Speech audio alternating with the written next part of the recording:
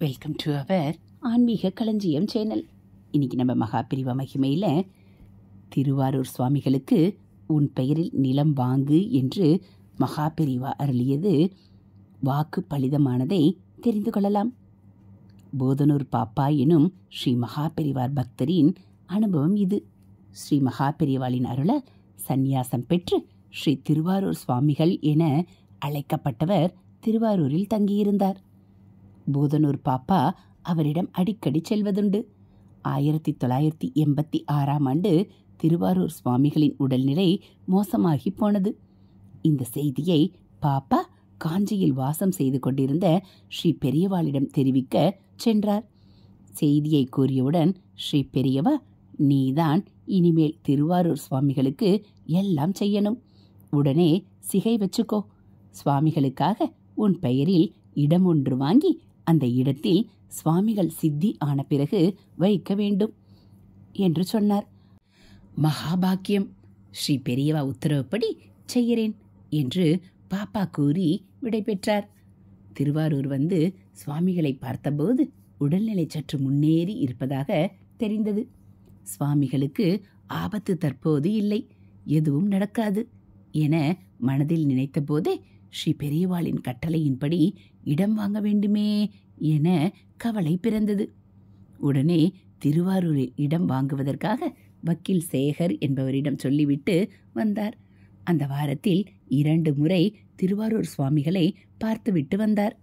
ஒரு நாள் ஞாயிற்றுக்கிழமை காலையில் இவருக்கு திருவாரூர் சுவாமிகள் சித்தி அடைந்துவிட்ட செய்தி வந்தது.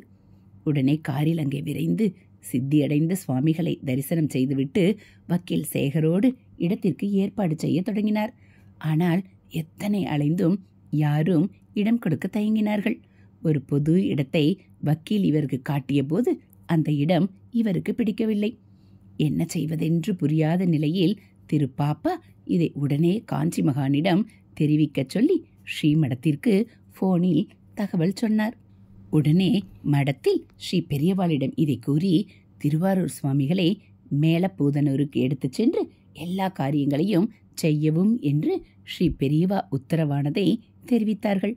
உடனே பாப்பா அப்படியே சித்தியடைந்த சுவாமிகளின் பூத உடலை மேலப்பூதனூருக்கு எடுத்துச் சென்று அங்கே அவர் வீட்டுக்கு பக்கத்தில் இருந்த குளத்தங்கரையில் ஒரு ஓரத்தில் வைத்து காரியங்களை பூர்த்தி செய்தார். ஊர் ஜனங்களும் தடையேதும் சொல்லாமல் ஒத்துழைத்தனர். பல மாதங்கள் கடந்தன. அதற்கு பிறகுதான் பாப்பாவிற்கு அந்த சந்தேகம் எழலாயிற்று. திருவாரூர் சுவாமிகளின் பூத உடலை வைத்து காரியங்கள் செய்த இடம் யாருடையதோ என்னவோ என்ற கவலை அதுவரை ஏற்படவில்லை. ஆனால் அந்த இடம் இவர் பெயரிலேயே இருந்த சொந்த இடம் என்று பிறகுதான் தெரிந்தது. ஸ்ரீ மகா பெரியவாளின் தீர்க்க தரிசனம் புரியலாயிற்று. திருவாரூர் சுவாமிகளுக்கு உன் பெயரில் நிலம் வாங்கு என்ற ஸ்ரீ பெரியவாளின் வாக்கு எப்படியெல்லாம் தானாகவே மெய்ப்பிக்கப்பட்டு விடுகிறது என்பதை உணர்ந்தவருக்கு மெய் சிலிர்த்தது. ஹரஹர சங்கர ஜெய ஜெய சங்கர, ஹரஹர சங்கர ஜெய ஜெய சங்கர. மகாபிரிவா சரணம். இது போல மகாபிரிவா மகிமைகளை நீங்கள் தினந்தோறும் கேட்கணும் அப்படின்னா மறக்காமல் நம்ம சேனலை சப்ஸ்கிரைப் பண்ணுங்கள். கூடவே பெல்லைக்கானை கிளிக் பண்ணி ஆளுங்கிற பட்டனையும் அழுத்திடுங்க. நம்ம சேனலில் வரக்கூடிய தெய்வத்தின் குரல் பகுதிகள், மகாபிரிவா மகிமை, மகாபிரிவா அருள்வாக்கு எல்லாம் உங்களுக்கு பிடிச்சிருந்தா ஒரு லைக்கும் கமெண்ட்டும் கொடுத்து உங்களுக்கு தெரிஞ்சவங்களுக்கும் ஷேர் பண்ணுங்கள். மகாபிரிவா சரணம்.